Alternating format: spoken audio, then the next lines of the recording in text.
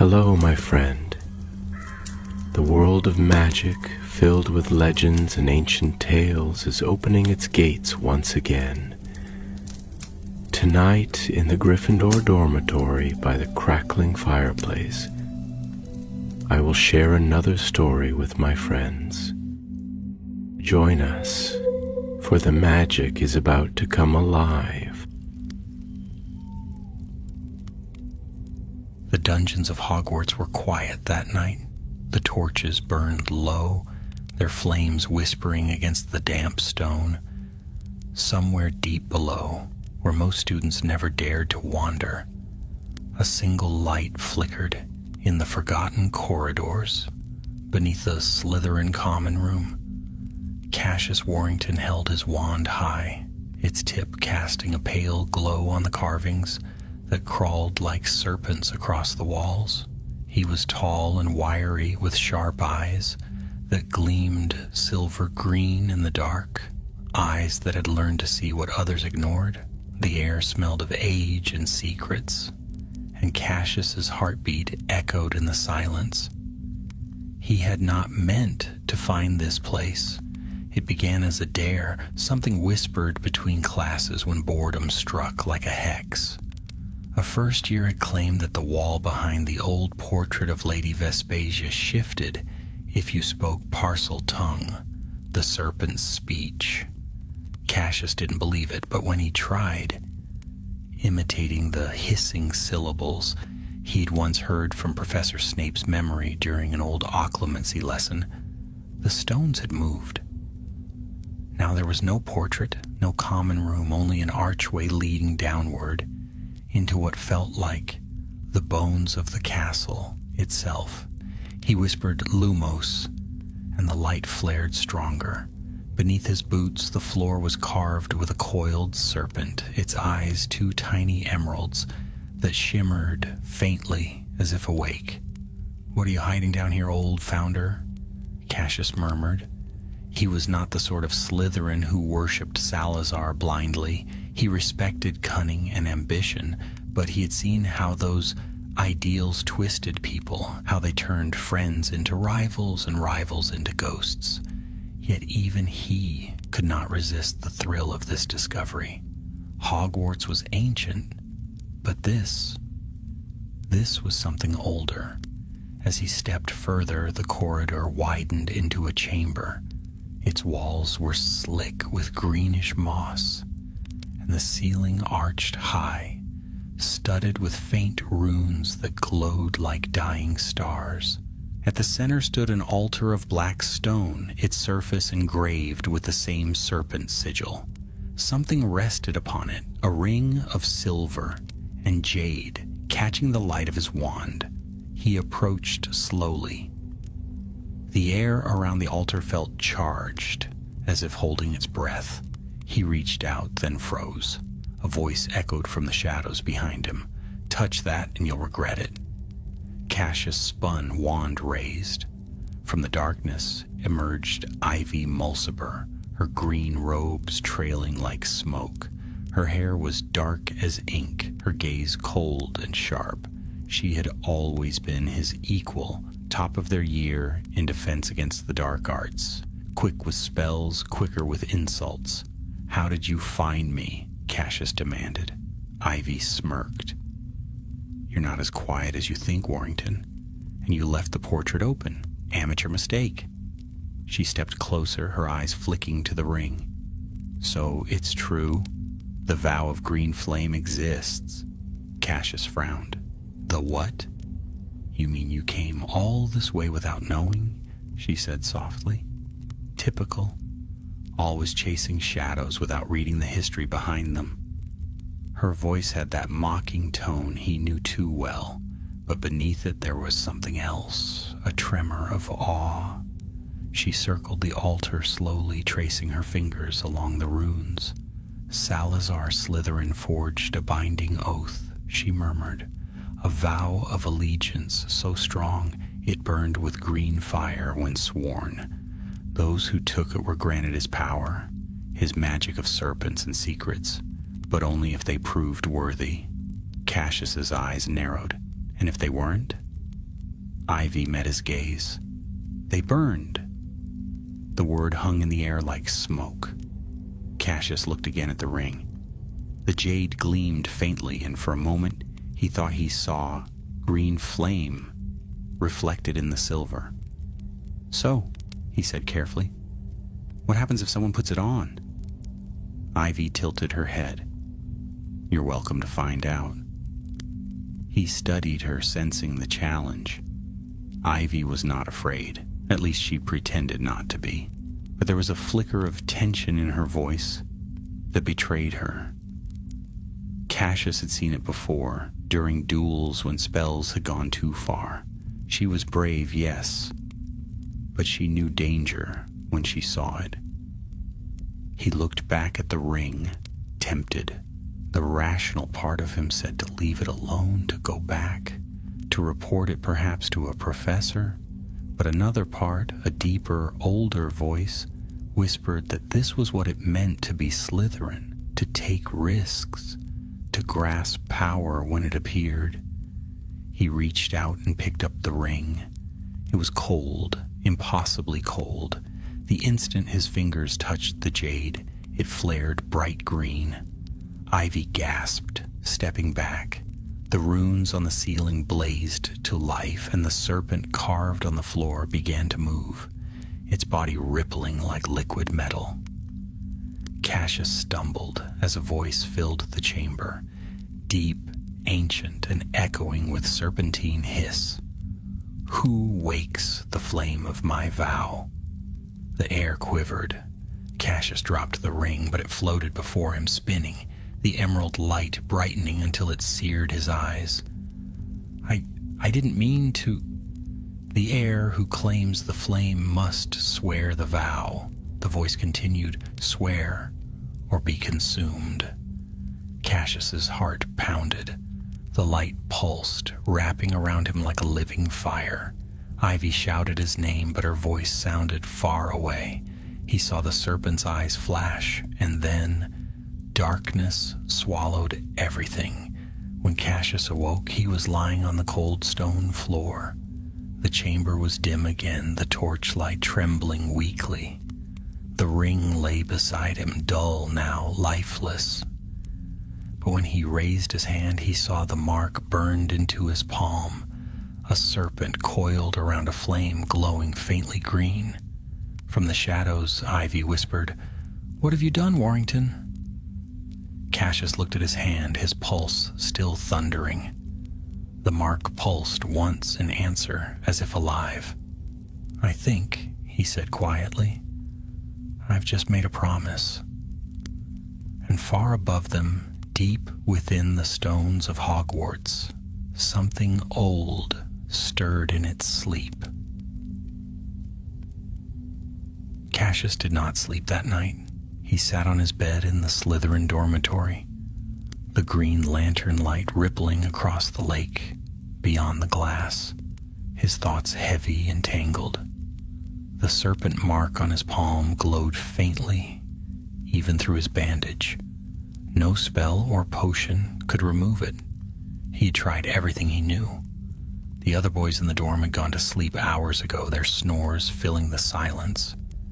Cassius stared at his hand, remembering the voice that had filled the chamber. Old, hissing, powerful. Swear the vow or be consumed. He had not sworn anything, at least not with words. Yet something had bound itself to him. When he focused, he could still feel the faint hum of magic beneath his skin, like a serpent coiled and waiting. At dawn, he went back to the chamber. The passage behind the portrait of Lady Vespasia was closed, but when he whispered the words again, the stones shifted. The air that met him was colder than before. The torches that had burned dimly last night were out, and a thin mist clung to the floor. The altar stood as he had left it. The ring lay motionless, its jade dull, its silver band cracked in one place. But he was not alone. Ivy Mulciber was waiting, her cloak drawn tight, her face pale in the wand light. She looked like she hadn't slept either. "I told you it was dangerous," she said. You didn't listen. I'm listening now, Cassius replied. Tell me everything you know. She hesitated, her expression unreadable. Then, with a quiet sigh, she drew a small leather book from her satchel. It was old, bound in green scales that shimmered faintly when she moved. This belonged to my family, she said. The Mulcibers served Salazar Slytherin's line for generations. This book records his lesser-known enchantments, oaths, wards, and curses. The vow of green flame is mentioned only once. Cassius leaned closer. What does it say? She opened the book carefully, the pages whispering like old leaves. The vow was forged by Salazar himself. It was meant for his chosen students, those who would protect his legacy when he no longer could. It binds the soul of the one who swears it to a task. If the vow is broken, the green flame devours them. But if the task is fulfilled, she looked up. The magic grants power, ancient serpentine magic that no wizard today can wield. Cassius frowned. And what task am I supposed to fulfill? I didn't even swear the thing. Perhaps your blood did, Ivy said softly. Perhaps by touching the ring, you awakened it. He felt a chill at her words. Before he could reply, the torches along the wall flared to life, one by one, flooding the chamber with eerie green light. The serpent sigil on the floor shimmered, and the mark on Cassius's palm burned hot. Then, from the far wall, the stone shifted, revealing a doorway that hadn't been there before. Ivy's eyes widened. It's responding to you. Cassius clenched his jaw. Then we see where it leads. They crossed the threshold together. The passage beyond was narrow, sloping downward. The air was thick with dust and the faint scent of iron. Their footsteps echoed softly as they descended, following the curve of the path until it opened into a cavernous hall. The ceiling was lost in darkness, but the walls were lined with statues, wizards in ancient robes, each holding a wand shaped like a serpent's fang. Their eyes were carved from emeralds that glowed faintly, watching as the intruders passed. In the center of the hall was a pedestal, and upon it rested a fragment of crystal, black as night, pulsing with faint green light. The serpent's ember, Ivy whispered. It's real. Cassius turned to her. You've heard of it? She nodded. It's said to be the heart of Salazar's magic, the source of the green flame. The last time it was seen was during the First Wizarding War. Some students swore the vow then. Followers of Slytherin who believed Voldemort was the heir returned. None of them survived. Cassius stared at the crystal. Maybe they weren't worthy. Or maybe, Ivy said grimly, the vow demanded something they couldn't give. He reached toward the ember. The moment his fingers brushed the air above it, his mark flared again, brighter this time. The crystal pulsed in answer, and for a heartbeat, Cassius saw something. Flashes of faces long dead chanting in the dark, a circle of green fire, a serpent of flame wrapping around a young wizard's arm, and then screams, fire consuming flesh, emerald light devouring the walls. He staggered back, gasping. Ivy grabbed his shoulder. What did you see? They swore the vow, he said breathlessly, and it killed them. But as he spoke, the ember pulsed once more. A whisper filled the chamber, low and cold. The vow must be fulfilled. The heir must prove loyalty or burn. Ivy's hand trembled slightly on her wand. Loyalty to what? Cassius stared into the crystal's heart, where faint shapes moved like ghosts beneath the surface. To Slytherin, he said, to his legacy. The ember's glow brightened as though in approval. The serpent mark on his palm burned again, and the light spread up his arm in veins of green fire. He bit back a cry as the heat seared through him, yet he felt no pain, only energy, fierce and cold, flooding his veins. When the light faded, his arm bore faint silver scales beneath the skin. Ivy stepped back, eyes wide. "You're changing." Cassius stared down at himself, breathing hard. The vows accepted me. He could feel it now, on something ancient and aware, coiled deep within. It was not his magic, not entirely. It was older, sharper, alive. Suddenly the chamber shook. Dust rained from the ceiling, and one of the emerald-eyed statues cracked down the middle. A shadow burst from its chest, green flame flickering around its edges.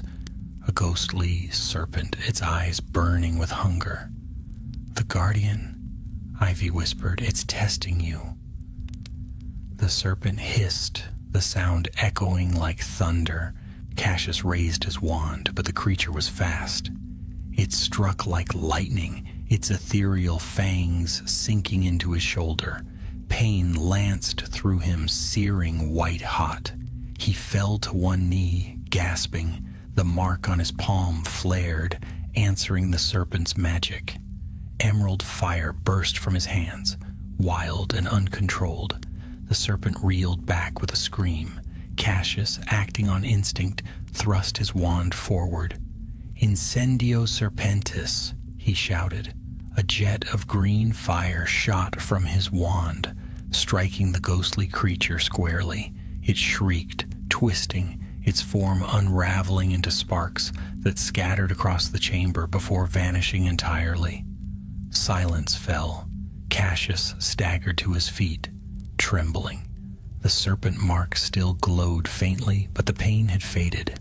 The ember pulsed once more, brighter than before, and a faint whisper echoed through the hall. First trial passed. Ivy looked at him with a mix of awe and fear. "You've started something you can't stop, Cassius." He met her gaze, his eyes now shining with a faint green gleam. "Then I'll finish it." The torches along the walls flickered violently, casting their shadows high and long. Behind them, the serpent statues seemed to stir once more, as if the chamber itself was waking from a long sleep. Cassius glanced back toward the tunnel that led upward toward Hogwarts above. "Whatever this vow wants," he said quietly, "it's not finished with me yet." And as they began their climb back to the surface, neither of them noticed the faint emerald flame that now flickered deep within the cracks of the altar, nor the whisper that followed them through the darkness. The air rises, the flame endures. The next day at Hogwarts dawned gray and cold, the kind of morning when even the enchanted fires of the great hall burned low. Cassius sat apart from the others at the Slytherin table, untouched toast cooling on his plate.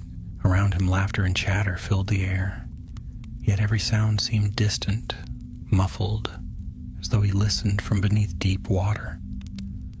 The serpent mark on his palm was hidden beneath a glove, but its faint warmth never left him.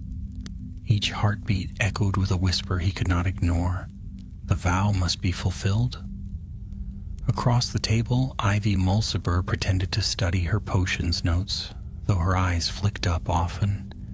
She looked pale, tired, and wary. No one else knew what they had found below the dungeons. For now, their secret remained safe. Professor Slughorn bustled past with a cheerful greeting, his velvet robes swaying. "Ah, my star pupils. I do hope you've prepared for tomorrow's brewing assessment. Advanced draft apiece, yes. Excellent exercise for steady hands." Cassius forced a smile and murmured a polite reply, but his thoughts were elsewhere. Peace was far beyond his reach. After breakfast, he and Ivy met again by the entrance to the Slytherin common room. The green-lit waters of the Black Lake rippled beyond the glass walls, shadows of giant squid drifting past like dreams. "You're pale," Ivy said quietly. "I haven't slept." "Nor have I. That mark of yours is not fading, is it?" Cassius shook his head. "If anything, it's stronger. It reacts when I cast spells now. My magic feels different." "Stronger?" she asked. He hesitated. "Yes, and colder." She bit her lip. "Cassius, we should destroy that ember.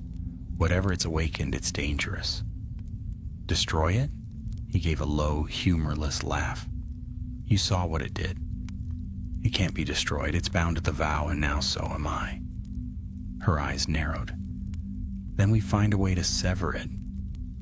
Cassius studied her for a long moment. "Why do you care? You could have left me there." "Because," she said softly, "you're not the first Warrington to bear that mark." He froze. What do you mean?" "My family's book mentioned another, your ancestor, Corvinus Warrington. He was one of the last to swear the vow of green flame before the founder's magic faded. He vanished soon after. The records say he sought the serpent's ember and never returned." Cassius's stomach tightened. "You're saying this runs in my blood?" "I'm saying you were chosen," Ivy said, her voice trembling, "and the ember knows it." Before Cassius could respond, a shadow passed across the corridor. The torches flickered. Both drew their wands instinctively, but it was only Professor Snape, gliding past like a ghost, his dark eyes flicking over them with suspicion. "Students," he said softly, his voice cutting through the air like a blade, "lingering outside the common room instead of attending class? How curious." "Just revising, sir," Ivy replied smoothly. Snape's gaze lingered on Cassius. For an instant, Cassius feared the professor could see the mark beneath his glove. The air between them felt heavy with silent understanding, as though Snape recognized the scent of forbidden magic. But he said nothing more, only turned away, robes whispering as he vanished into the dark.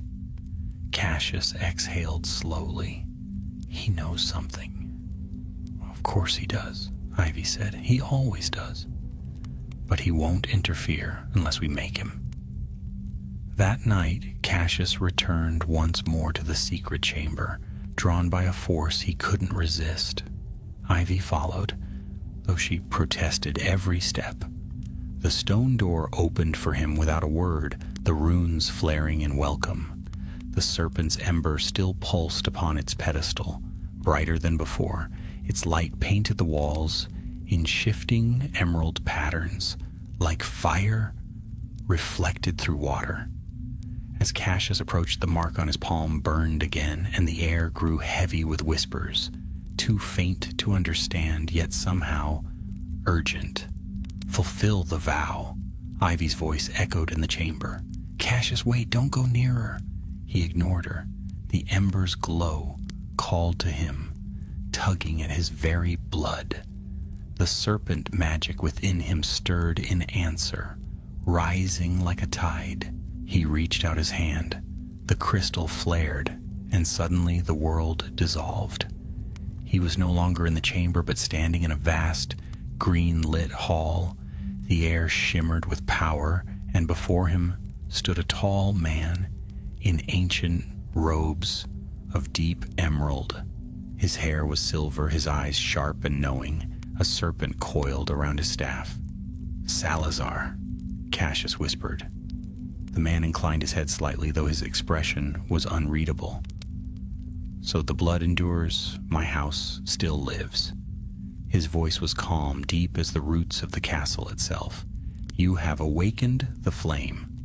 Cassius bowed his head. "What is this vow? Why does it bind me?" "The vow is a promise of legacy," Salazar said.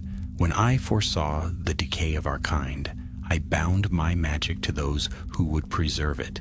The green flame is loyalty tested through trial. Only the true heir may bear it without perishing. And if I refuse? Cassius asked. The founder's gaze grew colder. Then the flame will claim what it is owed. The vision flickered and the hall darkened. Around Salazar's feet, the ground split open, green fire spilling like molten glass. 3 trials await you, he said. Prove your loyalty, your wisdom, your power, fail, and the flame consumes all. The world shattered. Cassius gasped as he fell to his knees, back in the chamber. Ivy was beside him, shaking his shoulder.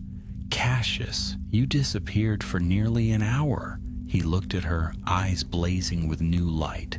Salazar spoke to me. There are 3 trials. Her face drained of color. Trials? He nodded. I passed the first, the guardian of the ember. 2 remain. And you mean to finish them? I have no choice, Cassius said quietly. The vow won't let me stop. Ivy backed away, horror in her eyes. You'll get yourself killed. You don't even know what he's testing you for. He rose to his feet, the serpent mark glowing through his glove. He's testing what it means to be Slytherin. The torches around them dimmed, as if in agreement. From deep within the ember, a faint sound rose, like the beating of a heart. The chamber trembled, dust sifting from the ceiling. Cassius turned toward the passage that led back to the castle. The next trial will reveal itself soon. I can feel it. As they left the chamber, the serpents carved into the walls turned their stone heads to watch them go. The whisper followed again, low and relentless. Loyalty, wisdom, power. The flame must feed. That night, as Cassius lay awake in his dormitory, the mark on his palm burned hotter than ever. He could hear faint hissing beneath his dreams, the language of serpents curling through his mind. And when he finally drifted into uneasy sleep, the lake outside glowed faintly with a shimmer of green, like fire flickering beneath the depths. Somewhere in the castle's bones, the second trial was stirring. Morning came draped in mist, the kind that clung to the castle's towers and blurred the line between dream and waking. The great hall was silent when Cassius entered. Breakfast had ended. Only a few students lingered, their voices low and uncertain. Whispers had begun to spread, of strange green lights flickering beneath the dungeons, of whispers in the pipes, of serpents seen moving where none should be. Cassius said nothing. He moved like a shadow through the empty aisles, his thoughts fixed on the vow's whispering call. Loyalty, wisdom, power. He could feel it deep in his bones now, a thrum of old magic that made the world sharper, colder, alive. Every step echoed faintly with a hiss, as though the castle itself responded to him. Ivy found him near the statue of the stone mermaid, her expression pale and tense. She clutched the green-scaled book against her chest, her fingers trembling slightly. "The second trial has begun," she said. Cassius turned to her slowly. "How do you know?" She held out the open book. The pages had changed overnight, ink shifting across the parchment like liquid. A new passage had appeared in curling script. To prove wisdom, the heir must read the serpent's memory and discern truth from deceit. Only through knowledge untainted by pride may the flame endure. "The serpent's memory," Cassius murmured. "That must mean the basilisk," Ivy finished grimly. "Or what's left of it." Cassius's breath caught. The chamber of secrets. The thought sent a cold thrill through him. That place had been sealed for decades, opened only by the heir of Slytherin himself. Tom Riddle, the boy who became Voldemort. It was said that when the basilisk was slain, its remains were left deep beneath the castle, still radiating dark power. "Ivy," he said, "we have to go there." She shook her head. "No one even knows where it is. Only a parcel mouth can open the entrance." Cassius lifted his gloved hand where the faint serpent mark pulsed. Maybe that's exactly what this is for. That night, when the castle had fallen into silence, they slipped away. Their footsteps were light, their breaths shallow. Cassius led the way through the corridors, past empty classrooms and sleeping portraits. At last, they reached the second-floor bathroom, the one haunted by the ghost called Moaning Myrtle. Myrtle drifted near the ceiling, her eyes wide as saucers. "Oh, it's you two again. Students sneaking about at night, how wicked. What are you doing here?" Cassius ignored her question. He knelt before the sink marked with a tiny serpent engraving and whispered, "Open." The words slid off his tongue in a language that did not belong to him, sibilant, ancient, alive. The mark on his palm flared bright green. The sink shuddered, twisting aside to reveal a dark, gaping tunnel. Myrtle squealed. "Oh, not again. You're going down there." Cassius met Ivy's gaze.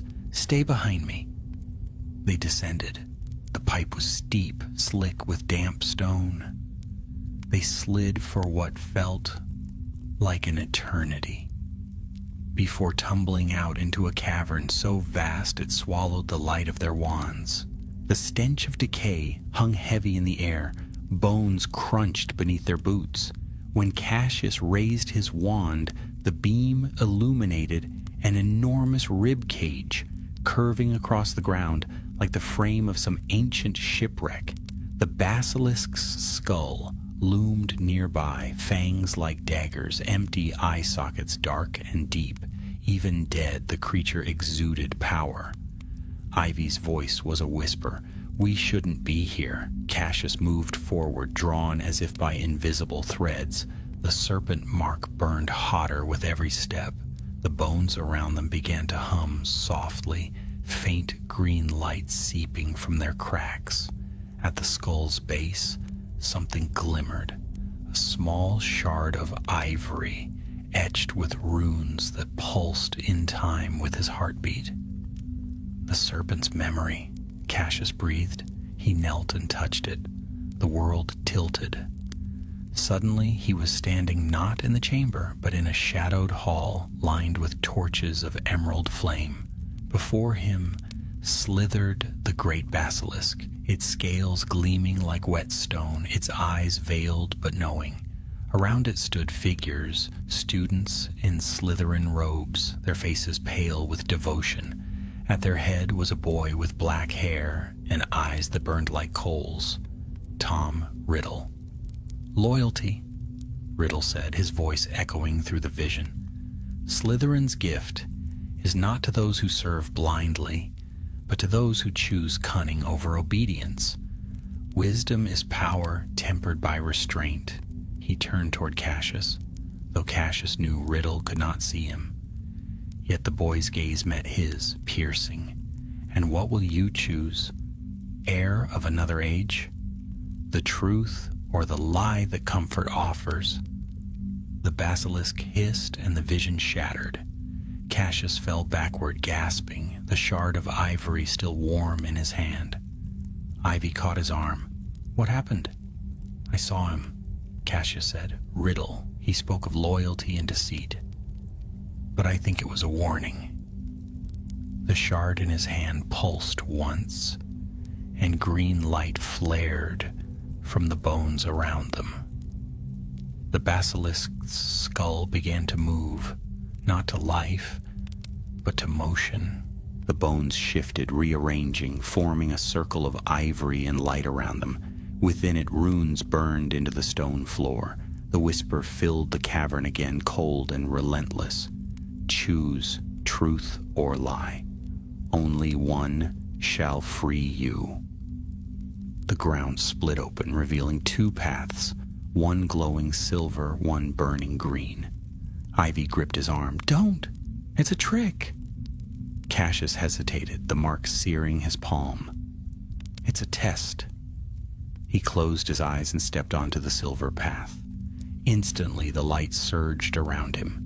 Visions flooded his mind. Himself, crowned in emerald fire, leading Slytherin to glory, his name carved beside Salazar's. Power beyond measure. But the image wavered, flickered. It was too perfect. He tore himself free with a cry and stumbled back. The silver path cracked apart, shattering into mist. "Ivy!" he shouted. "That was the lie!" The green path remained. Without hesitation, he stepped onto it. The flame rose around him, searing yet pure. He felt the serpent's magic coil around his heart, burning away fear, pride, and illusion. The whisper came again, softer now. "Wisdom is truth, unclouded by desire." Then silence. When the light faded, the cavern was still. The shard of ivory crumbled to dust in his hand, and the mark on his palm dimmed to a faint glow. Ivy stared at him, awestruck. "You passed," she breathed. "You chose truth." Cassius nodded weakly. "The second trial is done." As they made their way back through the tunnel, the basilisk's remains lay quiet behind them. But as the entrance sealed once more, a faint echo slithered through the pipes. A voice old as the castle's stones, whispering from deep below. "Two flames burn. One yet sleeps. When the third awakens, the air shall rise."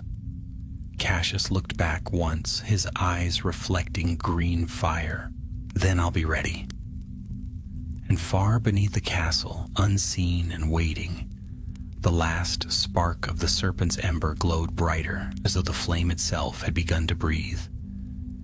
Days passed, heavy and strange. The October wind howled through the castle's narrow windows, carrying whispers that seemed to speak only to Cassius. His nights were filled with restless dreams, flickers of emerald light, the hiss of serpents, the stern gaze of Salazar himself. Each morning he awoke drenched in cold sweat, the mark on his palm burning faintly, reminding him that the vow was still alive, still waiting. Hogwarts carried on as though nothing had changed. Students hurried to class, ghosts drifted through walls, and the great hall filled with laughter. Yet for Cassius, the air itself felt charged. He noticed things others did not, a quiver in the stones, a hum beneath the staircases, as if the castle's ancient heart beat in rhythm with his own. Ivy remained close. Though their friendship had grown tense, she was no longer mocking nor cold. There was fear in her now, and something else, a reluctant loyalty. Every evening they met in secret corners, poring over her family's ancient book. The pages, alive with old enchantment, revealed fragments of the vow's last trial. Words shimmered and faded, sentences twisting like serpents. To prove power, the heir must command what the founder commanded and master what he feared. Cassius stared at the phrase for a long while. "He feared nothing," he said finally. Ivy closed the book. "You're wrong. Even Salazar had doubts. He built the Chamber of Secrets to protect his legacy. But he also built a prison. Maybe that's what the final trial means." Cassius leaned back, eyes distant. "To command what he feared," he murmured.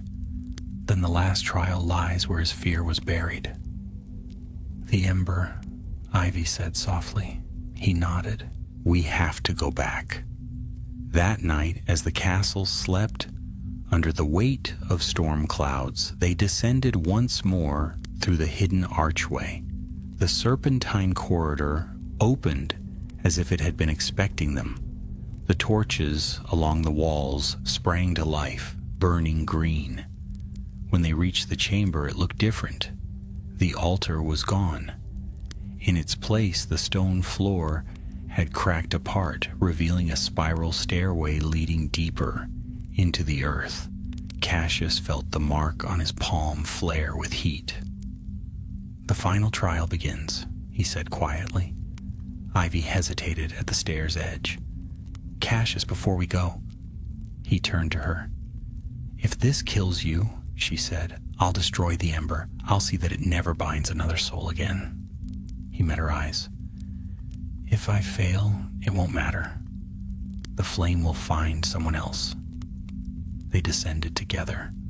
The air grew colder with each step. Moisture beaded on the walls, glimmering like tears. At last the stairs ended in a vast underground cavern, a place even the founders might have forgotten. At its center burned the serpent's ember, no longer a small shard, but a roaring column of green flame that reached toward the ceiling. The heat was fierce, yet the light was mesmerizing. Around it lay hundreds of stone serpents, coiled as though guarding their master. Cassius stepped forward. "Salazar," he called, his voice echoing through the cavern. "I have passed your trial. Show me the last." The flame shuddered, and a figure emerged within it, tall, robed, and terrible in his majesty. The air itself bent beneath his presence. "You have come far," said Salazar Slytherin, his voice resonant and cold. "You have shown loyalty and wisdom. Now you must prove power, not by what you can take, but by what you can command." Cassius's heart pounded. "What must I command?" The founder extended a hand, and the serpents carved in stone stirred. Their eyes ignited with green light, their scales grinding against the rock as they came alive. The sound filled the cavern like 1,000 whispers. "Command my children," Salazar said, "or be consumed by them." The serpents began to move, circling, hissing, tightening the ring around Cassius and Ivy. Their fangs gleamed in the flickering firelight. Ivy raised her wand, but Cassius stopped her. "No spells," he said. "This is my trial." He stepped into the center of the circle. The largest serpent, its scales like polished jade, reared before him. Its tongue flickered, tasting the air. "You are not our master," it hissed. "You are prey." Cassius closed his eyes.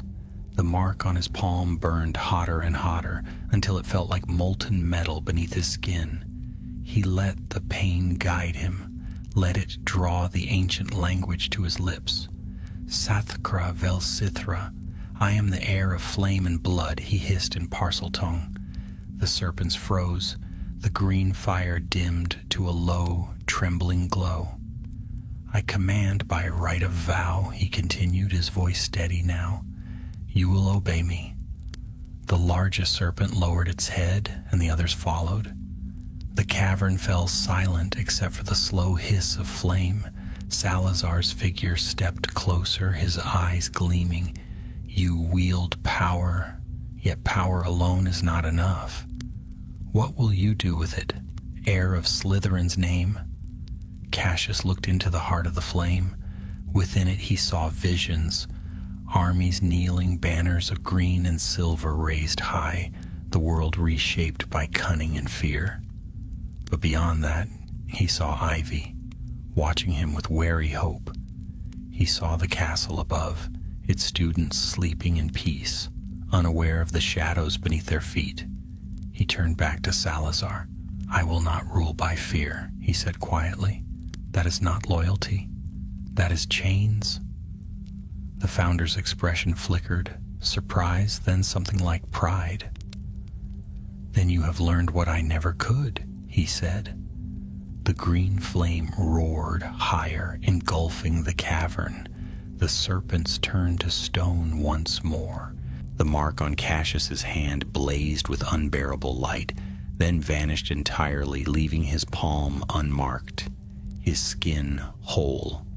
The ember split apart, scattering into thousands of sparks that drifted upward like fireflies. One by one they vanished, absorbed into the stones of Hogwarts itself. When the light faded, the cavern was empty. Salazar was gone. Only Cassius and Ivy remained, standing in the stillness. She touched his arm. "It's over," he nodded slowly. "The vow is fulfilled." As they climbed back toward the dungeons, the silence of the ancient chamber settled behind them like a closing door. The whispers were gone. The torches burned their ordinary golden light. When they emerged into the cool air of the corridor, Ivy stopped him. "Cassius, do you feel it?" He did. The pulse of the vow was gone, yet in its place was something quieter, a steady hum within the castle itself, as though the ancient power had not died, but merely returned home. Far above them, dawn broke over the black lake. The sunlight touched the green water, setting them aglow. Cassius looked out across it, the reflection of morning fire in his eyes. "What happens now?" Ivy asked. He smiled faintly. "Now we keep the secret. Let Slytherin's name mean cunning, yes, but also strength and choice. The flame won't burn those who carry it wisely." As they turned away, neither noticed the faint glimmer that lingered in the depths of the lake. A whisper of emerald fire that curled once and faded. Deep within the foundations of Hogwarts, the stones murmured softly, as though remembering. The vow was broken, yet its legacy endured. Not in curse or glory, but in the quiet heart of a boy who had learned that true power was not in domination, but in restraint. And so the castle slept once more, its secrets safe, until another whisper of green flame stirred the blood of a future Slytherin yet to come. Weeks passed, and Hogwarts returned to its rhythm, lessons, laughter, and the hum of young magic echoing through ancient halls. Yet Cassius Warrington felt none of it as before. He walked through corridors that seemed brighter, yet quieter. His own footsteps now sounded older, heavier, as though they belonged to someone who had seen too much. The mark on his palm was gone, yet its memory lived within him. Sometimes, when he passed beneath the stone serpents that guarded the Slytherin common room, he could feel their eyes follow him, sensing what he had done. No one knew the truth. The chamber was sealed once more, the ember extinguished, the vow fulfilled. But the magic that had stirred there, the old, hungry power of Salazar Slytherin, had not truly vanished. It whispered in corners, in the faint hiss of the pipes, in the cool breath that sometimes brushed his neck as he studied alone at night. Only Ivy Mulciber shared his silence. She had sworn not to speak of what they had found, and though she said little, Cassius could tell she bore her own share of the burden. There were nights when he would find her standing by the lake, staring into the dark waters, as if searching for something that refused to rise. They were bound by secrecy and by something quieter, a mutual understanding born not of friendship but of shared survival. One evening near midwinter, when frost laced the castle windows like spider silk, Cassius was summoned to Professor Snape's office. The corridors were dark and echoing, the torches dimmed. When he entered, Snape sat behind his desk, his pale face unreadable in the candlelight. "Mr. Warrington," he said softly, "you've been quieter than usual?" Cassius swallowed. "Just studying, sir." "Studying," Snape repeated, as though tasting the word. His gaze lingered on Cassius's hands. You've been exploring old passages beneath the castle, places best left undisturbed. Cassius's stomach clenched. I don't know what you mean. Snape's mouth curved faintly. You forget that I, too, was once a student here. Secrets have a habit of breathing even when buried. He rose and moved closer, the candlelight catching in his black eyes. There are echoes in the wards, he continued, whispers of old enchantments. Green fire, snake song. You've stirred something, Mr. Warrington. Cassius met his gaze. It's over. Nothing at Hogwarts is ever truly over, Snape murmured. But if you have indeed quelled what was beneath, then you've done something few have managed. You've survived Salazar Slytherin's legacy. He turned away, his robe sweeping like dark wings. Be cautious, Warrington. The castle remembers those who awaken its heart, and the flame, though dimmed, is never truly dead. Cassius left the office in silence. The words followed him down the corridor like footsteps. That night snow fell thick upon the castle, muffling every sound. The lake froze at its edges, and the air smelled of pine and ice. Cassius stood by the window in the common room, watching the faint shimmer of moonlight ripple across the glass. Ivy approached, her footsteps soft. He knows, doesn't he? Snape always knows, Cassius said. They stood side by side, watching the snow drift. After a long silence, Ivy spoke. Do you ever think about it? The flame? What it meant? Every day, Cassius admitted. I thought the vow was about power, but it was about choice. Ivy nodded slowly. Then perhaps that's what Slytherin wanted all along, to see if anyone could rise above ambition. He glanced at her. And you? What will you do now? She gave a faint smile. Graduate disappear? Some magic isn't meant for the ministry's records. He chuckled softly. And me? She looked at him then, truly looked, as if weighing the man he had become. You'll stay. The castle has marked you, Cassius. You'll never really leave it. The words felt true, though he wished they didn't. When she turned to go, her reflection lingered in the glass for a moment longer than it should have, as though the shadows themselves were reluctant to release her. The weeks that followed brought winter holidays. Most students departed for home, but Cassius remained at Hogwarts, claiming he preferred the quiet. In truth, he could not bear to leave.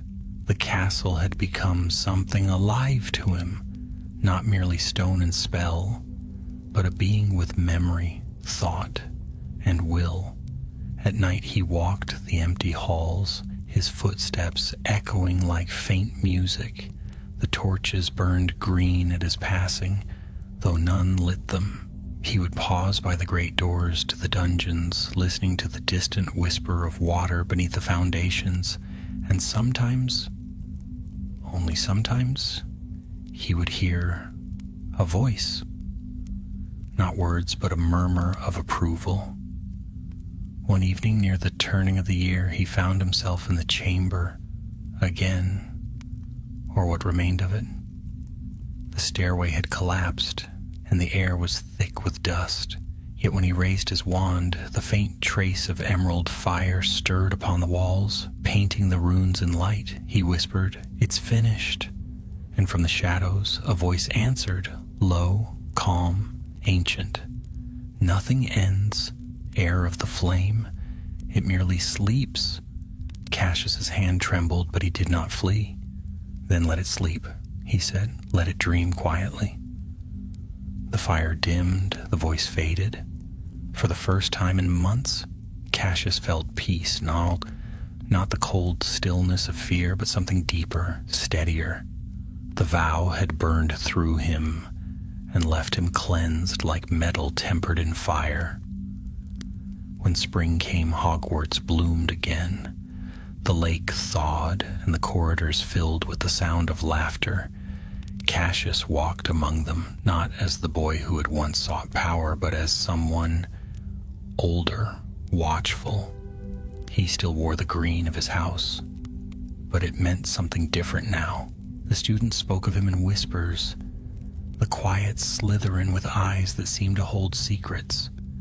Professors watched him with cautious respect, and Ivy Mulciber, gone from the castle, sent him a single letter. The flame trusts you now. Guard it well. Years later, when the war came again and shadows stretched over the wizarding world, those who fought alongside Cassius Warrington spoke of strange things, of emerald fire shielding allies, of serpents woven from light that struck against dark magic, of a calm voice that commanded even the fiercest spell to stillness. And when the last battle ended, the legend began of the Slytherin who bore the green flame and did not burn, who proved that cunning could serve courage and that ambition, when tempered by wisdom, could become something pure. In the heart of Hogwarts, deep where no student tread, a faint glow still lived within the stones, the quiet ember of a promise kept. And on winter nights, when the wind hissed through the pipes and the torches flickered green, some swore they heard it, the whisper of a voice old and proud. The air endures, the flame remembers. Years rolled by like the slow turning of enchanted clocks, and the world beyond Hogwarts shifted, as all things must. Yet within the ancient walls, time seemed to coil upon itself, a serpent eating its tail, beginning and ending in the same quiet breath. Cassius Warrington had long since graduated, though his name lingered at Hogwarts like the echo of an incantation. Some said he became a scholar of magical history, others that he vanished into the Department of Mysteries, where he studied the deeper roots of wizard kind. None could say for certain, but what was known, what even the portraits whispered when no professors were near, was that Cassius never truly left the castle. He returned in winter, always in winter, when snow blanketed the lawns and the lake froze smooth as glass. A lone figure could sometimes be seen walking the grounds by torchlight, his cloak dark, his wand held low, a faint green glow trailing at his feet. And beneath the castle, in the hidden places where stone met shadow, the old magic stirred when he came. It was on such a winter night that Cassius found himself once more in the dungeons, tracing familiar paths that few living souls remembered. His hair had silvered at the temples, but his eyes still carried that green glimmer, the mark of a man who had looked into the heart of flame and survived. He carried no map, no purpose but one: to listen, to see if the castle still remembered him. The Slytherin common room was empty, silent, but for the murmur of the black lake pressing against the glass. He stood before the great fireplace where emerald flames danced lazily and spoke softly. "Old friend, are you still awake?" The fire flickered as if stirred by breath. From within its heart came a faint hiss, almost like laughter. "You return again, bearer of the vow?" Cassius smiled faintly. "It has been many years since I bore that name." "Names change," came the whisper. "Fire remembers." He sat before the hearth and let the warmth seep through his hands. For a long time there was only silence, then a sound, distant but distinct, like the slither of scales upon stone. Cassius rose. The torches along the wall flared one after another, guiding him through the corridor behind the fireplace, a narrow, twisting passage that led deep below the dungeons. The last time he had come this way, He had sealed it, binding the remnants of Salazar's flame to slumber. But tonight, the air was alive again, humming softly with power. He descended carefully. The tunnel opened into a chamber smaller than the one that had once held the ember. A place half forgotten, its walls slick with green moss, and its ceiling dripping with faint light. In the center stood a single stone basin carved with serpents, filled with water black as ink. Cassius approached. "Show me," he whispered. The water rippled, then cleared, revealing visions upon its surface, not of the past, but of the present. He saw the great hall alive with laughter, students in green and silver robes, the new generation of Slytherins, whispering, plotting, laughing as they always had. But among them was something different, a spark of light. He saw kindness, cunning without cruelty, ambition without malice. He saw what the house might become. And then, beyond that, the vision darkened. A shadow moved through the forest, a cold shape cloaked in darkness, and behind it a spark of green fire, faint, restless, unclaimed. Cassius's breath caught. "Another?" he murmured. The water stilled. "The flame seeks its heir," said the whisper. "The vow cannot die while the castle stands. It will pass, as it always has." Cassius closed his eyes. Then it begins again. He felt no fear, only a deep, heavy understanding. Magic like this could never truly vanish. It was part of the castle's bones, its blood. What he had ended long ago was not destruction, but renewal. The vow had not been broken, it had been reborn. He turned to leave, but as he did, something stirred behind him. A faint glow shimmered at the basin's edge. He looked back. The water had risen slightly, glowing faintly green. Within it, letters began to form, rippling across the surface. "Guard the next. Teach them truth." Cassius bowed his head. "I will." He left the chamber in silence, the torches dimming behind him. When he returned to the castle proper, the first snow had begun to fall again. It drifted through the high windows, soft and pale against the dark stones.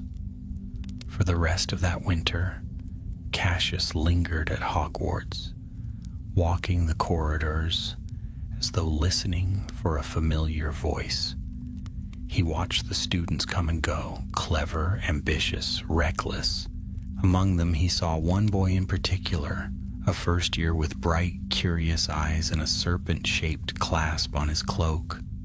The boy often lingered by the lake, whispering softly to the water as if expecting an answer. Cassius approached him one evening after dinner. "How late are we?" The boy startled. "Sorry, sir, I was just..." "Listening?" Cassius finished, smiling slightly. The boy hesitated, then nodded. "I thought I heard something. A voice. It said my name." Cassius studied him, feeling that old hum stir again beneath his skin. "And what is your name?" "Lucan," said the boy. "Lucan March." "Lucan," Cassius repeated, tasting the name. "You're a Slytherin, aren't you?" The boy nodded proudly. "First in my family to get in. My mom says it's a dangerous house, but I think she's wrong." Cassius smiled faintly. Danger and greatness often share the same door. He knelt beside the boy, his reflection shimmering beside the moonlit lake. "If you ever hear the castle speak, Lucan, listen carefully. It remembers those who listen back." The boy looked up, curious. "Have you heard it?" "Once," Cassius said softly. "Long ago." Lucan smiled, uncertain but eager, as all young Slytherins were when faced with mystery. When he left, Cassius remained by the water's edge, watching the ripples fade. Beneath the surface, for the briefest moment, a thread of green fire glowed, faint, patient, waiting. Cassius felt the wind rise around him, cold and sure. He whispered into it, then let it begin anew. The lake stilled. The castle sighed, its ancient stones shifting like something alive. When morning came, no one saw Cassius Warrington again. His chambers were empty, his wand gone, his robes folded neatly by the window. Only one thing remained. Carved faintly into the stone of his desk, a serpent coiled around a flame. Years later, when Lucan March grew older and braver, he would find the path beneath the portrait of Lady Vespasia. He would speak the language he did not know he knew, and the stones would open for him. And deep within the castle, in that same hidden chamber, the faint green light would flare once more, and the voice of Salazar Slytherin would whisper to a new heir, "The flame endures. Choose wisely, child of cunning, for every vow begins again." And so it was, as it had always been, and as it would be again, that Slytherin's legacy did not die but circled back through time like the serpent reborn in fire and shadow.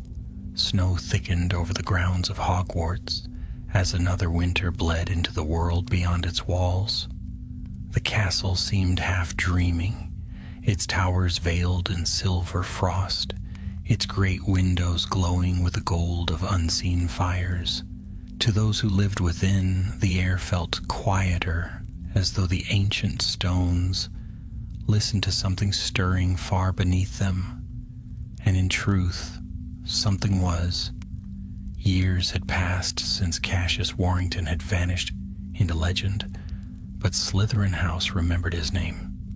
Not in banners or song, for such things belonged to Gryffindors, but in whispers passed between generations of students who half believed, half feared, the tale of the green flame. Lucan March had grown taller since that winter night by the lake.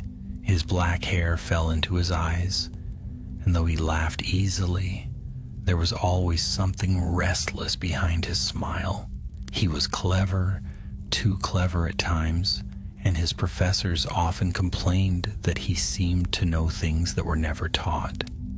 When asked how he learned them, he would only shrug and say, "The castle tells me."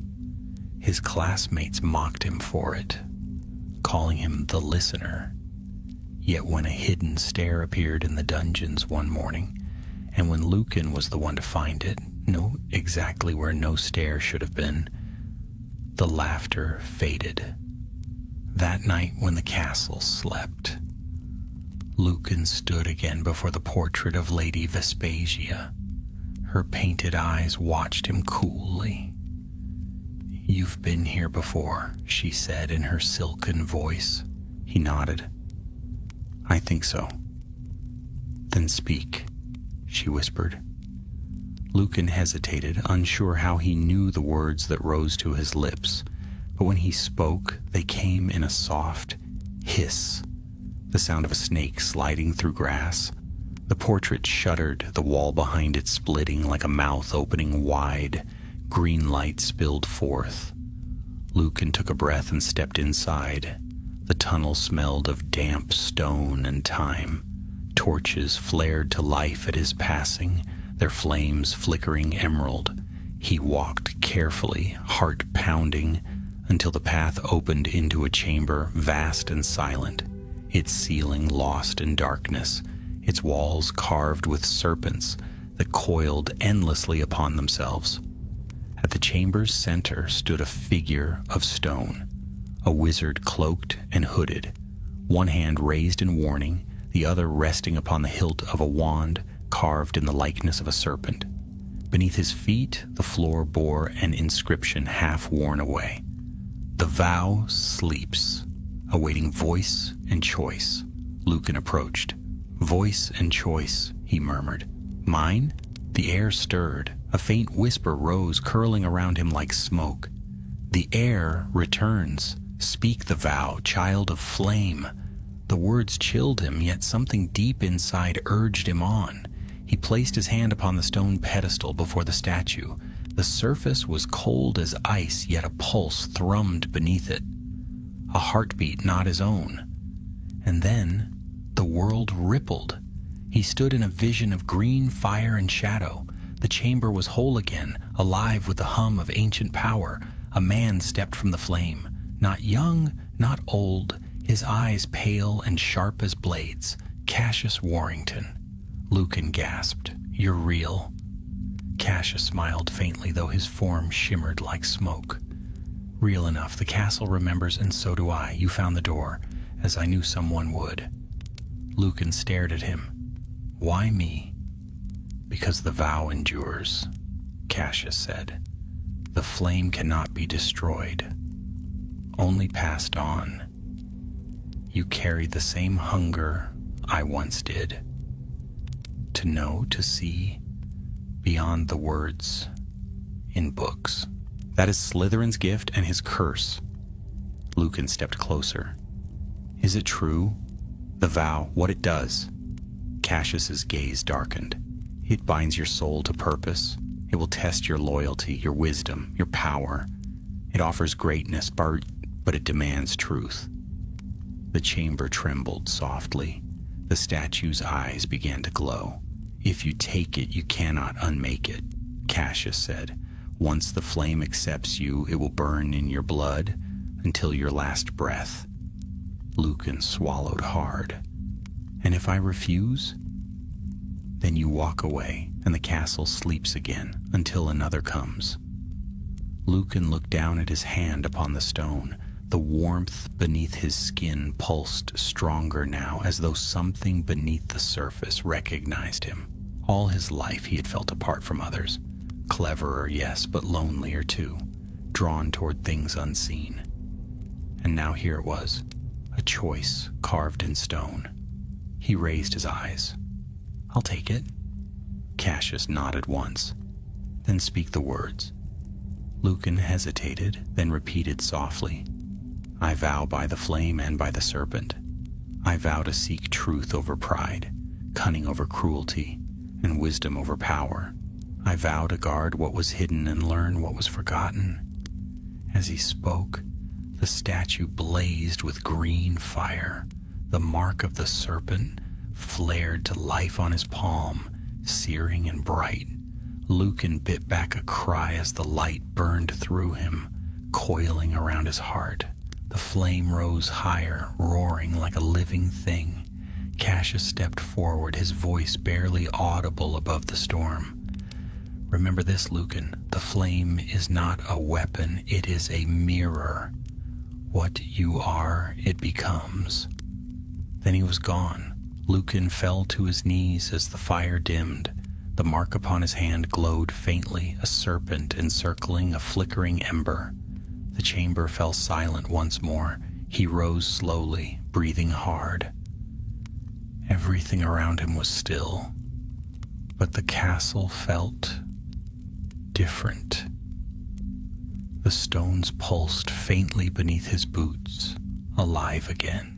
When he returned to the common room, the lake beyond the glass shimmered green, as though the water itself burned with hidden fire. His classmates were asleep, unaware that something ancient had stirred beneath their feet. Lucan stood alone before the hearth, staring at his marked hand. The serpent moved faintly, scales shifting as if alive. "The flame is a mirror," he whispered, and in the firelight his reflection flickered.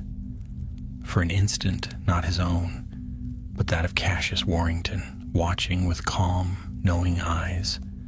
Far beneath them, deep within the castle's bones, the whisper came again. Older now, yet filled with quiet satisfaction. "The vow endures. The air has chosen." Outside, the snow fell heavier. The towers gleamed like silver spires beneath the moon, and the world turned once more around the flame that would never die. The cycle had begun anew, as it always had and as it always would, for so long as Hogwarts stood and serpents dreamed beneath its stones. Spring returned to Hogwarts, soft and uncertain, like a spell just spoken. The frost melted from the stone walls, and the first green shoots pushed through the cracks of the courtyard. Yet beneath that renewal, Lucan March walked with a secret burning under his skin. No one saw the mark hidden by his glove, the serpent and the flame that coiled upon his palm. No one heard the whisper that followed him in quiet corridors, soft as breath, old as the castle itself. Guard the truth, learn what was forgotten. The vow had taken root. Lucan was changed, though he could not have said how. His eyes had grown sharper. He could sense the hum of wards, the drift of ancient enchantments that others ignored. In class, his potions thickened perfectly without stirring, and in defense against the dark arts, spells bent to his will with eerie precision. The professors praised him, unaware that the source of his talent pulsed with borrowed power, but magic rarely gives without asking. He began to dream. Each night he saw Cassius Warrington walking the dark corridors of the castle, his eyes glowing faint green. Cassius never spoke, but his presence filled the dream with both warning and reassurance. Beyond him loomed the figure of Salazar Slytherin, vast and silent, watching as if weighing the worth of his new heir. And always from somewhere unseen the whisper came, "Power is not mastery, child of flame. It is burden." Lucan would wake in the cold of dawn, his chest tight, his hand burning with faint light. He said nothing to anyone, not even to Professor Snape, though he often caught the potions master studying him with an expression that hovered between suspicion and understanding. It was near the end of the term when the first sign of trouble came. One evening as Lucan studied in the library, a scream echoed through the halls, a sharp, tearing cry that silenced every quill and froze every breath. Students spilled from their chairs, whispering in fear. Lucan followed the sound down the corridor that led toward the dungeons.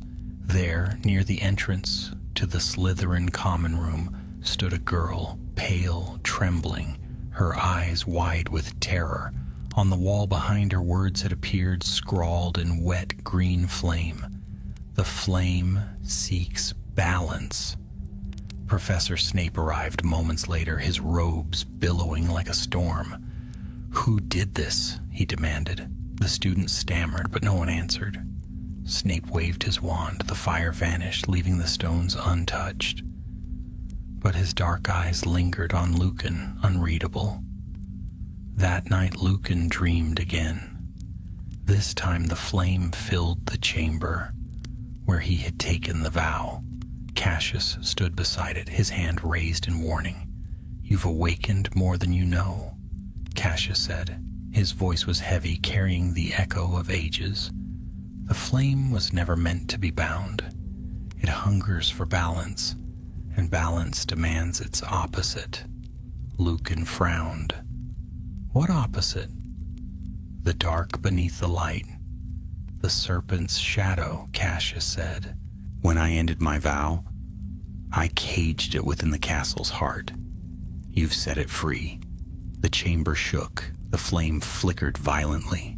A second shape appeared within it, darker, colder, a serpent of smoke and green fire, its eyes burning red. "The false flame," Cassius said, "the power that feeds on the vow's weakness. If it finds you, it will claim what it was denied." Lucan woke with a gasp, the serpent mark on his hand pulsing wildly. He could feel it now, faint but real, a presence moving through the castle, drawn to him. The next days were a blur of tension. Strange things began to happen, books fluttering open on their own, torches flaring without touch, the faint hiss of voices in empty corridors. The students spoke of hauntings, but Lucan knew better. The flame's opposite was awake. It struck during a storm. Lightning split the sky, thunder shaking the towers. Lucan was in the great hall when the first torch turned green, then black. One by one, the lights dimmed, until only the lightning illuminated the students' terrified faces. The castle groaned as if alive. A shadow slithered across the marble floor, long, sinuous, and whispering.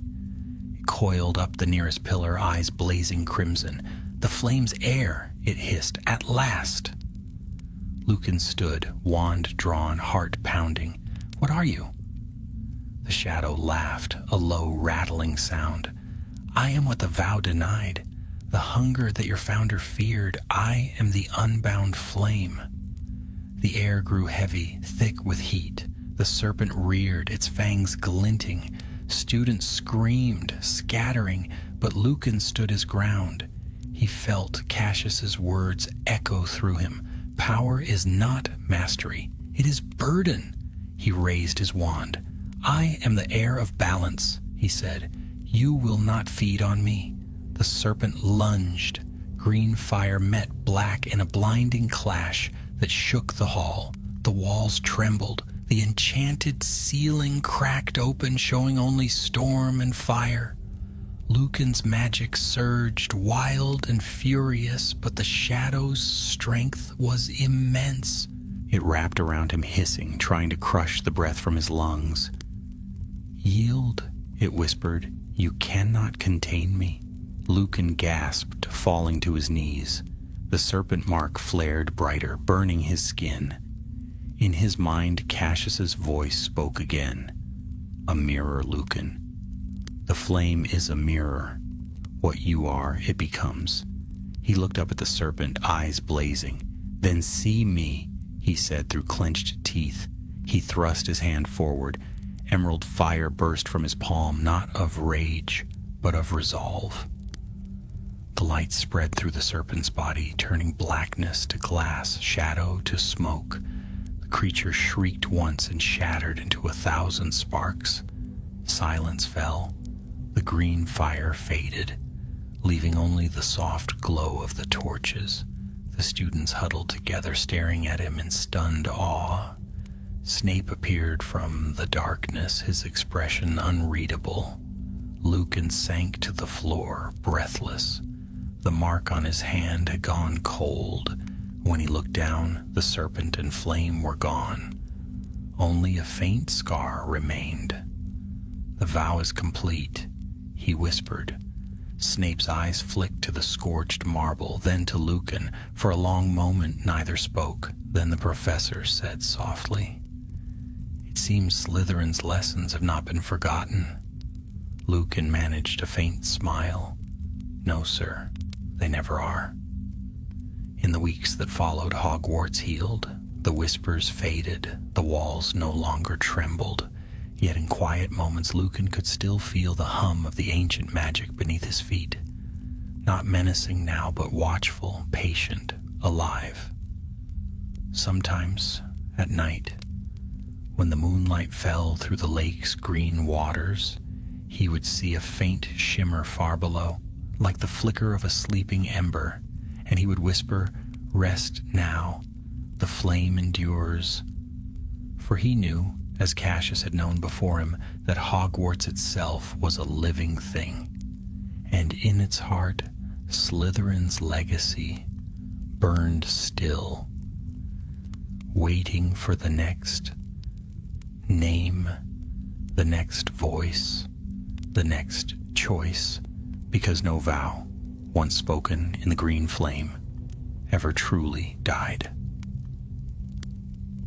Summer crept across the highlands, gilding the turrets of Hogwarts in soft light. The black lake shimmered, the forbidden forest whispered in green, and for a time the castle seemed utterly at peace. The echoes of that dark winter had faded, yet deep beneath the laughter of students and the hum of lessons, Hogwarts dreamed, and in its dreams, fire still smoldered. Lucan March had become quiet again. To most he was simply another clever Slytherin, often found in the library or walking alone by the lake. But the professors knew something had changed. There was a gravity in him now, a poise that belied his youth. Even Professor Snape, who had seen every kind of ambition born within those dungeons, looked at the boy with wary respect. The scar upon Lucan's palm had healed, though on stormy nights it throbbed faintly, as if remembering. He spoke little of what had happened during the storm, and even less of the shadow he had banished. But the castle remembered, and its stones seemed warmer beneath his touch. Sometimes, when he wandered the corridors after curfew, torches flared to life of their own accord, casting green light upon his path. He never told anyone how the serpents carved into the walls would turn their stone heads to follow him, or how the portraits of long-dead Slytherins bowed as he passed. It was one of those nights, heavy with the scent of rain, the air trembling before thunder, when the whisper returned. He was in the astronomy tower, gazing out over the lake. The wind stirred his robes, and far below, lightning painted the water silver.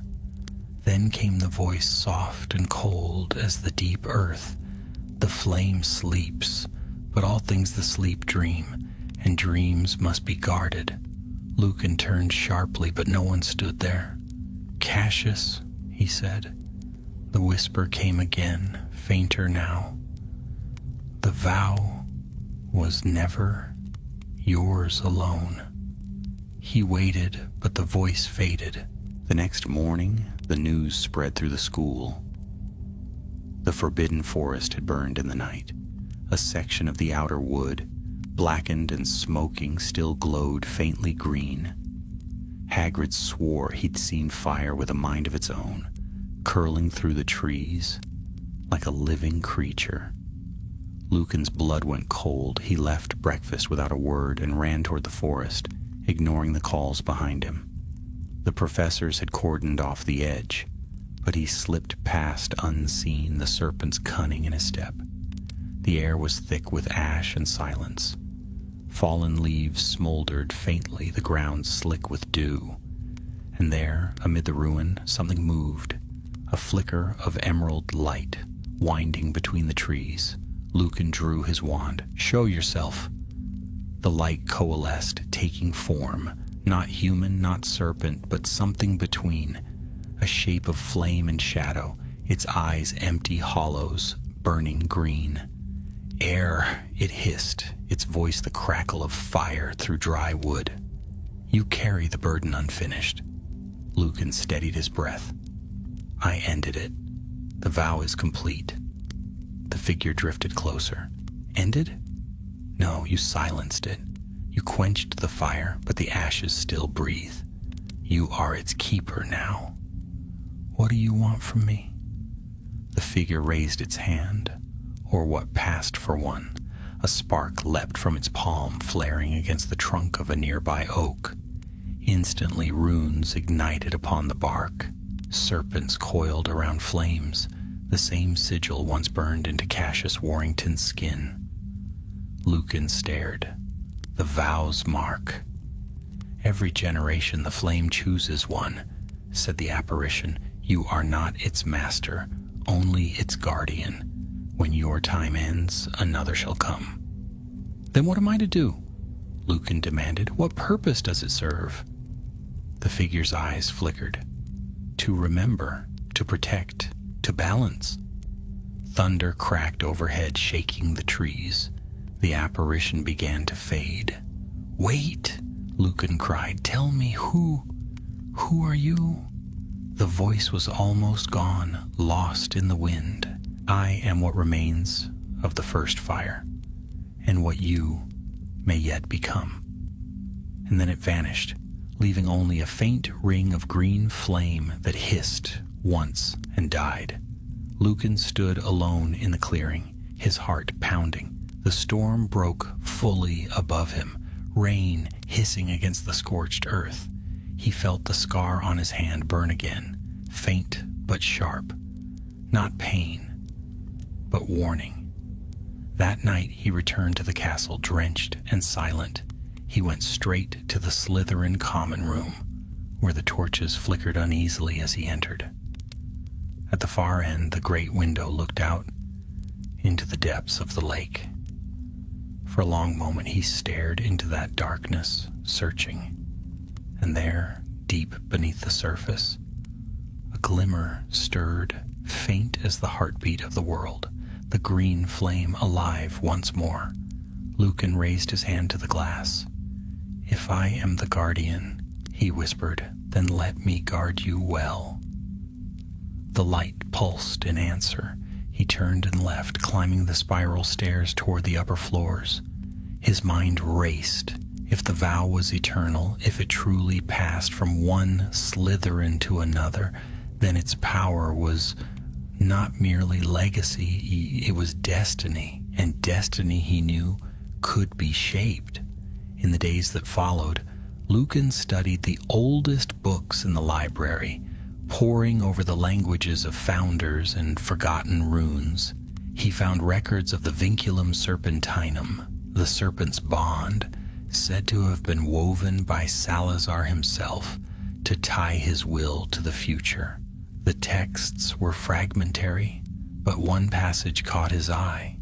"The fire cannot die, for it is the breath of cunning.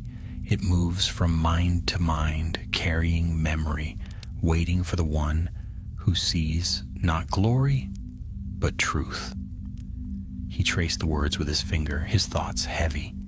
"Truth," he murmured, "then that is what it seeks." That evening he returned once more to the chamber beneath the castle, the one that had long since sealed itself behind the portrait of Lady Vespasia.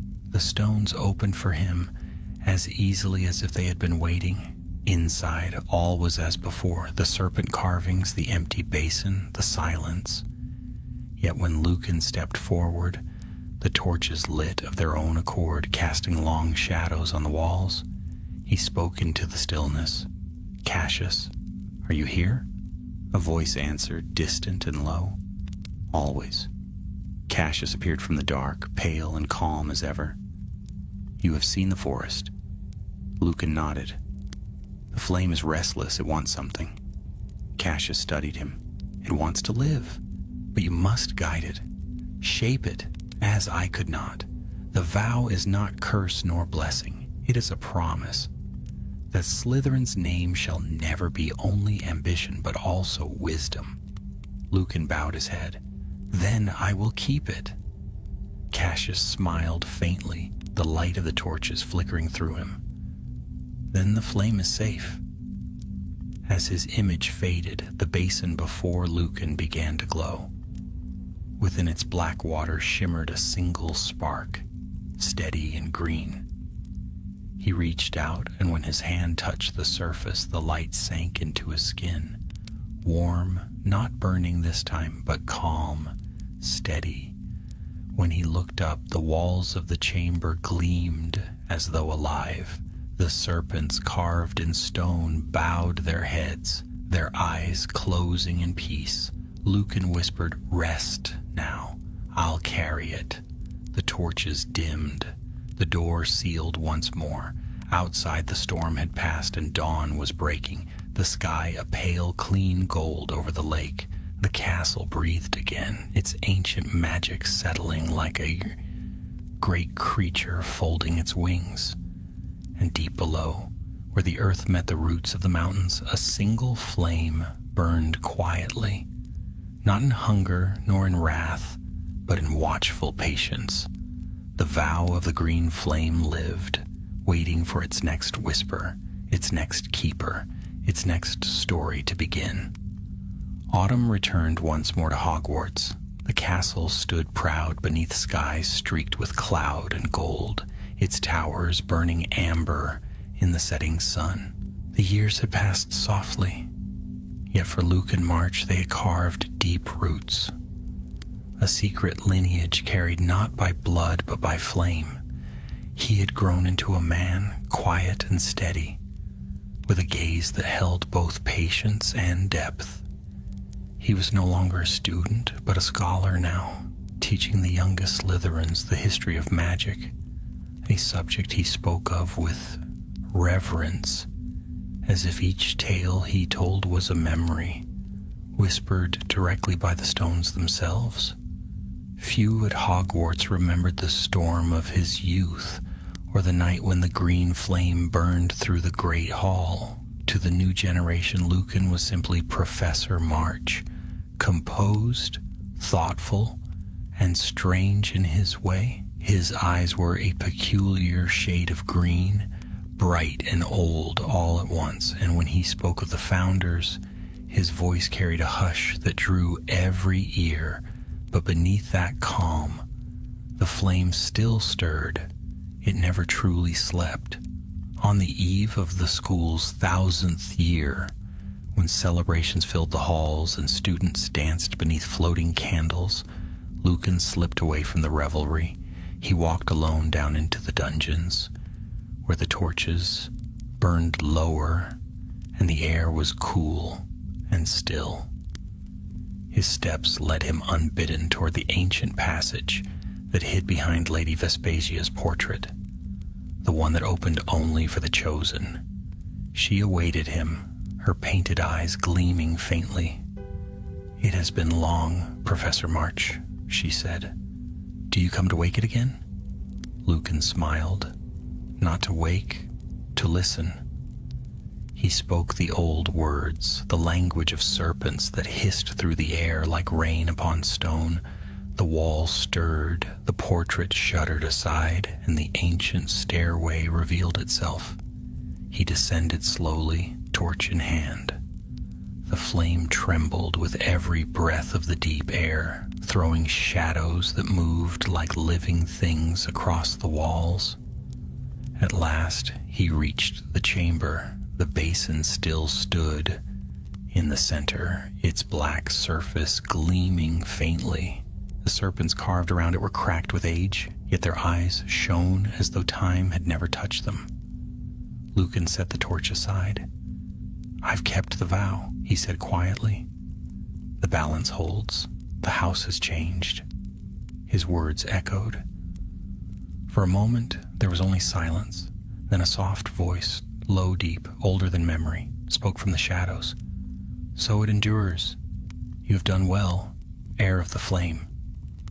Lucan turned. Cassius Warrington stood behind him, not as a ghost, but as something finer. A shimmer of light and shadow, a memory made flesh. His eyes glowed faint green, his expression calm and proud. Lucan bowed his head. "You taught me well." "I merely began what you have finished," Cassius said. "The flame was never meant for conquest. It was a test for every Slytherin who would bear it." Lucan stepped closer, the light of the basin flickering between them. "Then the test is over?" Cassius's gaze lingered upon the serpents carved in stone. "No test ever ends, Lucan. Not truly. So long as there is ambition, there will be temptation. So long as there is wisdom, there will be doubt. The vow exists to remind our kind that power is a mirror, and the truest strength lies in mastering its reflection." The words hung in the air like the last note of a spell. Lucan nodded slowly. "Then I will guard that mirror." Cassius smiled faintly. "You already do." The old Slytherin's form began to fade, dissolving into a shimmer of green light. "When the time comes," his voice whispered, "pass it on. Choose not the proud, but the curious, not the ambitious, but the discerning. The flame must never burn untempered." "I understand," Lucan said. The chamber dimmed. The basin's water rippled, glowing faintly once more. From its depths rose a single wisp of emerald flame, small and steady. It hovered above the water like a living thought. Lucan extended his hand. The flame drifted toward him, then sank gently into his chest. The warmth spread through him, not searing, but soft, steady, alive. He breathed in deeply. The torches along the walls flared in response, the serpents seeming to shift in their carved coils. The chamber, long silent, seemed to sigh with contentment. When he turned to leave, the passage sealed itself behind him. He walked through the empty corridors, his torch unneeded now. Wherever he stepped, the walls glowed faintly with green light. That night, as the 1,000-year celebration reached its height, Lucan returned to the great hall. The students cheered, unaware of what had stirred beneath their feet. The candles floated like stars above them, and the 4 house banners shone proudly from the rafters. At the high table, Professor Snape, older, sterner, yet alive still by some quiet miracle of time, watched Lucan with eyes that gleamed like onyx. "You've been below again," he said softly when Lucan passed him. Lucan smiled faintly, only to listen. "And what did it say?" "That it dreams," Lucan answered, "and that it remembers." Snape's expression did not change, but his gaze softened. "Good. Then perhaps there's hope for us yet." Lucan inclined his head. There always was. The night wore on. Music swelled, laughter filled the air, and for a little while Hogwarts seemed eternal, untouched by time or sorrow. Yet as Lucan watched the young faces at the tables, he knew that somewhere among them sat the next keeper. He could almost feel it, a quiet pulse in the magic that surrounded them. The flame, patient and ageless, was already searching for its next heart. Long after the hall emptied, Lucan remained alone, seated beneath the banners.